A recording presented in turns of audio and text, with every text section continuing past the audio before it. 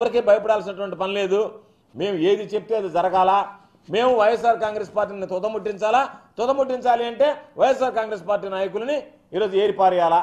వాళ్ళని తీసేస్తే, వాళ్ళని చంపేస్తే వైఎస్ఆర్ కాంగ్రెస్ పార్టీకి సంబంధించి బలమైనటువంటి నాయకత్వం లేకుండా పోతుంది అనేటువంటి ఒక దుర్మార్గమైనటువంటి ఆలోచన నాకు భయం వేస్తుంది ఈరోజు. ఎందుకంటే తెలుగుదేశం పార్టీ, నేను చాలా చెప్పా, ఎన్ని అత్యాచారాలు జరిగాయి, ఎంతమంది ఆస్తులు దాడులు జరిగాయి, ఎంతమంది చచ్చిపోయారు, ఎంతమంది ఊళ్ళు వదిలిపోయారని.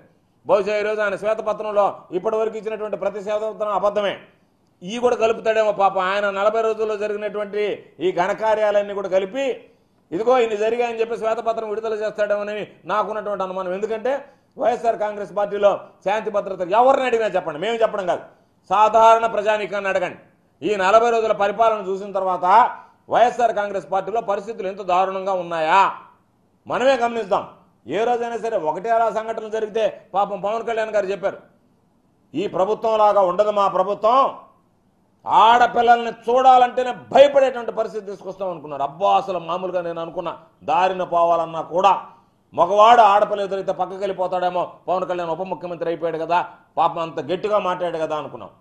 నిన్న ఆయన ఇంగ్లీష్లో చెప్పాడు, చట్టము న్యాయం అన్నీ ఉన్నాయి కాబట్టి కొన్ని నియమితులు పరిమితులు ఉన్నాయి కాబట్టి వాటిని మించి ఏమి చేయలేమన్నాం. మొన్నటిదాకా నువ్వే ఏ నోటితైతే చూస్తే భయపడిపోవాలా, మమ్మల్ని చూస్తే మా ప్రభుత్వం మా పరిపాలనలో ఆడవాళ్ళని చూస్తే అన్నటువంటివి నియమితులు ఉంటాయి పరిమితులు ఉంటాయని చెప్పి ఈరోజు బాలిక 12 రోజులు దాటిపోతే దాని గురించి మాట్లాడటం లేదు. ఎంతమంది మీద అత్యాచారాలు జరుగుతులేదు.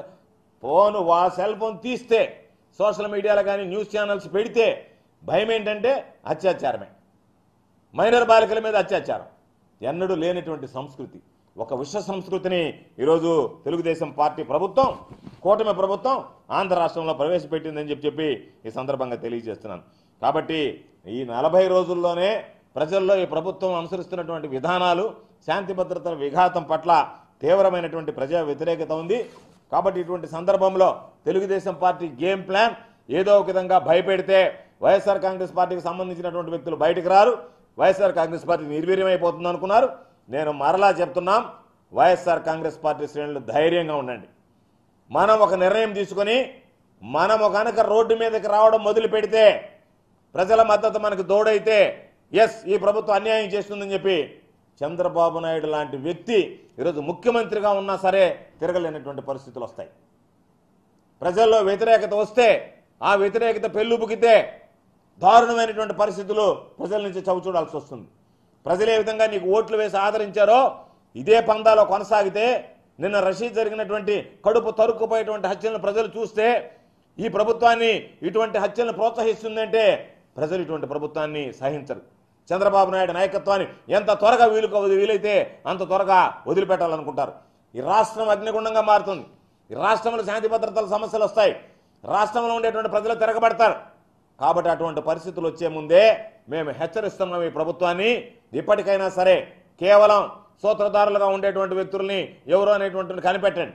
పాత్రధారులుగా నిన్న ఒక వెళ్ళవాడు వచ్చి హత్య చేశాడంటే ఆయన తీసుకెళ్లి రిమాండ్ చేయడమో, ఆయన పంపించేసామో, ఆ తర్వాత కేసును ఏదో విధంగా నీరు కారుద్దాం అనేటువంటిది కాకుండా ఒక బలమైనటువంటి హత్య, చేతులతో సహా నరికి పారేసినటువంటి హత్య.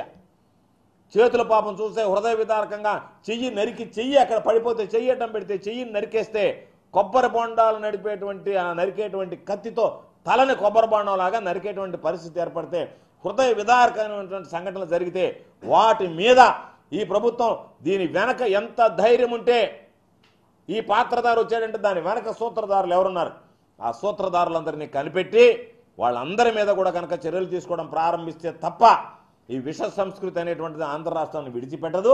ఇది తీవ్రమైనటువంటి రూపం దాల్చేటువంటి పరిస్థితి ఏర్పడుతుంది.